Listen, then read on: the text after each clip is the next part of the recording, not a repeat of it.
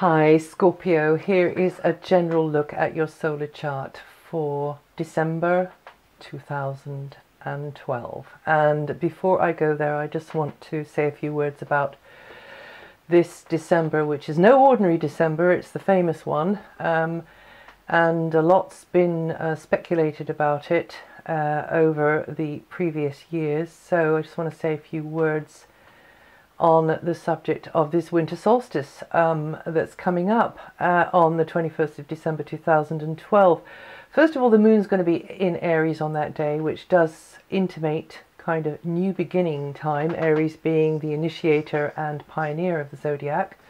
Also, the sun will be conjunct an asteroid called Juno, and at the same time in a very wide conjunction with Pluto, which is going to tighten up towards the end of the month. Juno represents a kind of collective remembering, which I think is going to be increasingly reminding us of why we as spirits came here into these denser dimensions to have this human 3D, 4D experience, which is very, very limiting and pretty hard. And especially why we're here at this very pivotal time in Earth's long history, because I think from that date we're going to be increasingly intensely reminded by the frequencies that are bombarding this planet, which have been for several years already, and a lot of remembering has been going on already. But from that date there, I think it's going to increase, and we're going to be reminded of our deep past and our connections to our soul family and our spiritual path and other things. And December 21st, 2012 is the turning point moment when we've got this huge lineup giving us a clear, clean shot to the galactic center. And your sign, particularly the last part of the sign, is very much going to be in, I mean, sort of not the firing line, that's the wrong way to put it, but there's this clear shot to the galactic center, and particularly the later part of your sign, which in the sidereal zodiac is actually overlapping in with the early part of Sagittarius, but that's another subject. But the constellation anyway, and it's very close to the galactic center, particularly the latter part of your sign at the moment. So, and you had the solar eclipse last month as well, if you're listening to this around about that time actually. So you know that it's all about new beginnings, or not maybe all about it, but there will be new beginnings in some area of your life, or at least the chance to make new beginnings. And we are going to get this amazing lineup with this winter solstice, which has been prophesied, which has been had movies made about it, which and is very significant vibrationally speaking, astrologically speaking. And the Sun, Juno and Pluto and the other planets are going to help us emerge from this long galactic winter of 25,626 years into the first rays of the galactic spring. And we begin to stir and awaken from the long sleep of forgetfulness, and at last our whole solar system will start orbiting back towards the galactic center instead of away from the galactic center as it has done over millennia. And this reviving light we will feel, and more spontaneous awakenings will occur. And I am given to understand that it is not just our planet that is experiencing this, but all of the levels, all of the planets, all of the dimensions, all of the planes of being, are all of them shifting at the same time. So there's just a huge shift about to happen, or is happening just now. And so as we begin this age of Aquarius, the long remembering begins in earnest. As we begin to remember, we come home to our true origins, where we came from in the beginning, and we come home to the beating heart of love and unity, the embrace at the center of love and center of ourselves. But we come back also, according to Juno, into right relationship with the mothership. And this is very important. With the mothership, with Mother Earth herself, over these next years. So this awakening will be going on over several years, but I think it will increase and accelerate even more, particularly over 2013. But I'm going to put another video out about this when I've sort of organized my thoughts on it all a bit more. There's a lot more material there to play around with. Anyway, for you on a personality level this month, Scorpio, it's about stuff, finances, goods, property, space, inside, outside, anything which affects or is affecting a project or your general material security. Sometimes it's to do with your physical well-being, or it can be the physical well-being of somebody else that you're concerned about. All of that is likely to have your attention, not your total attention, just some of your attention, and key themes are likely to be centered around stuff, possessions, property, money, your stuff, their stuff, repairing it, protecting it, maintaining it, moving it, ditching it, weighing up things about it, or acquiring more.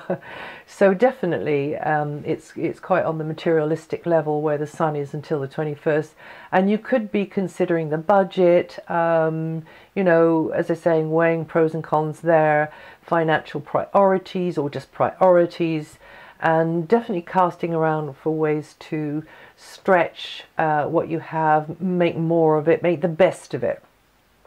And definitely something might need your continued nurturing attention. But also you're looking at the material pluses and minuses of this thing versus that thing. And you could be just thinking about things on these basic levels, and obviously looking at currency itself or some kind of, you know, exchange. And then from the 21st, you could be mentally or physically busier, on the move more, making new connections, dealing with more paperwork, really getting a bit sort of ragged because your mind is bouncing around so much there. Also, I should say, where the sun is going to be up until the 21st, very good time for you to be making the most of your assets that you came in with, you know, when you were born into this lifetime. So your inborn assets, and we've all got some, at least one. So, you know, that can be a time for you to just maybe do a little bit more of something that you kind of have a liking for or a leaning for, you know, during that time there. When the sun makes a perfect conjunction with your ruling planet Pluto on the 29th and 30th, there could be some kind of gut knowing, but because you've got a gut knowing, there's an inner turmoil going on. Because it's kind of a conflict between the head and the heart and or the gut. So just balance the two, listen to your deeper drives, because when Pluto's anywhere around, you know, in the picture, you need to listen to your deep instincts, and that will be the way to go. The new moon on the 13th signals new beginnings through the areas that I've been speaking about, these very materialistic areas, the areas to do with security, money, property, and the like. So that new moon on the 13th will lead, you know, sort of open the door for change and improvement in the 4 weeks following the 13th itself. Now, until the 11th, you'll have a very, very busy mind, probably socializing a lot, you know, this conversation, that chat, this gossip, that letter, this email, Skype, whatever it is, it's all going on there. Maybe toing and froing more. Maybe your mind is going to be in conversation, will be about some kind of vehicle or equipment, or travel itself, and all of that sort of things like to be emphasized, and very much in your sort of thinking brain a lot there, working things out, analyzing things, and your ability to express your thoughts and your feelings and ideas clearly is going to be key, but also being able to listen and to really hear, even between the lines, what somebody else is saying is also going to be a key thing. On the 11th itself, just be careful, because there's a very quick transit from Neptune, which can sort of muddy the waters, and you get cross wires, or maybe there's some kind of hold up or delay with travel, transport, that kind of thing. Anyway, just be aware of that if you need to be. And then from the 11th, conversations tend to have a more financial or property orientated slant. Conversations will have a real sort of practical angle to them. And again, this is because Mercury comes into the area of where the Sun is, which I was speaking about a few minutes ago. And again, you know, mentally trying to work things out, how to make the best of assets, try to manifest what would be best for yourself and for others on this very sort of material, physical level. And it might be about your physical side as well, or somebody else's health. And also any information gathering, any interpreting, any sort of maybe debate could be going centered around the material side of life, possessions, property, and anything around buying, selling, leasing, renting could also be on your mind. And this is a good moment to, as I say, figure out how to make the best of your own natural gifts. Now, fortunately for you, the planet of love, material success, and money, as well as physical balance, Venus is going to be in your sign until the 16th.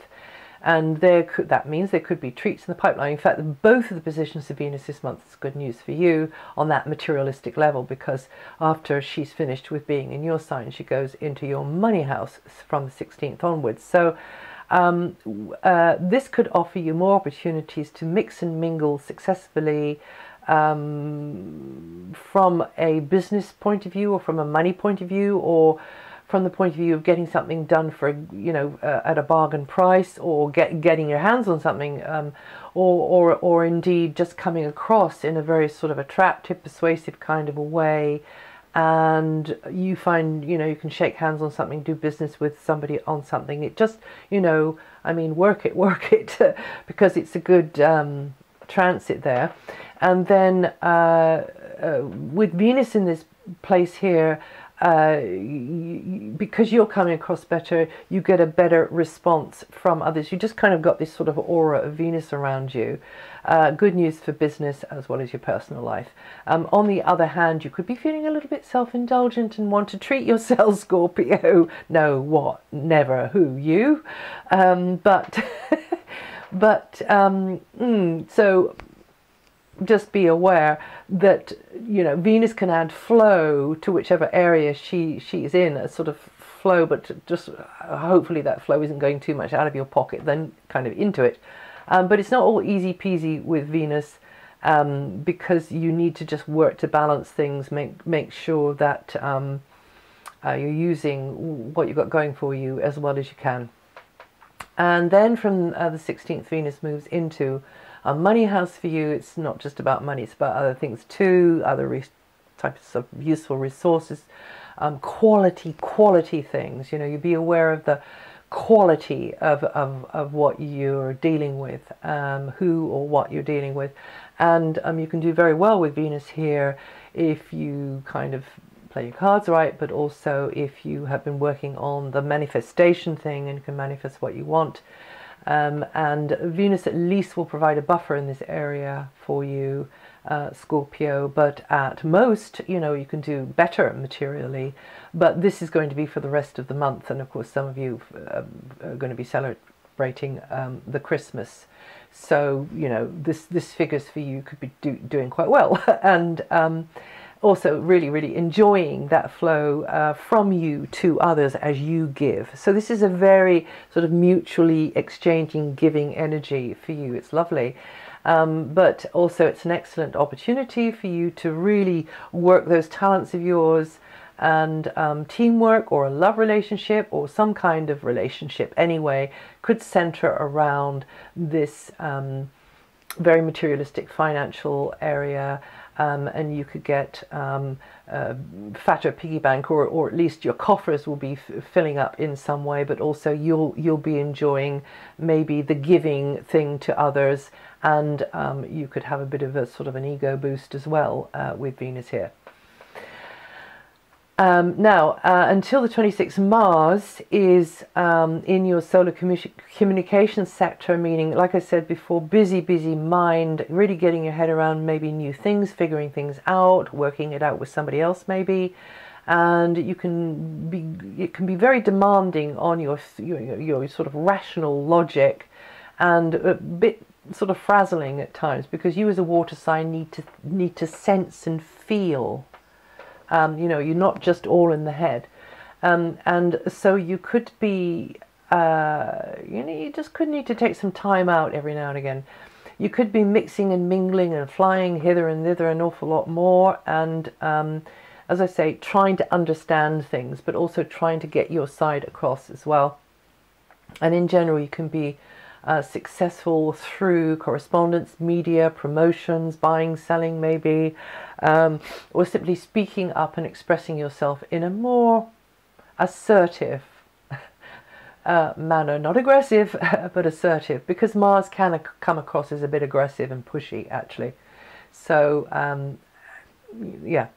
And then from the 26th, Mars moves to the root of your chart, which means you could be busier than usual getting organized around property, or with family members or extended family, or some kind of group or collective or tribe, and that can be inside, outside.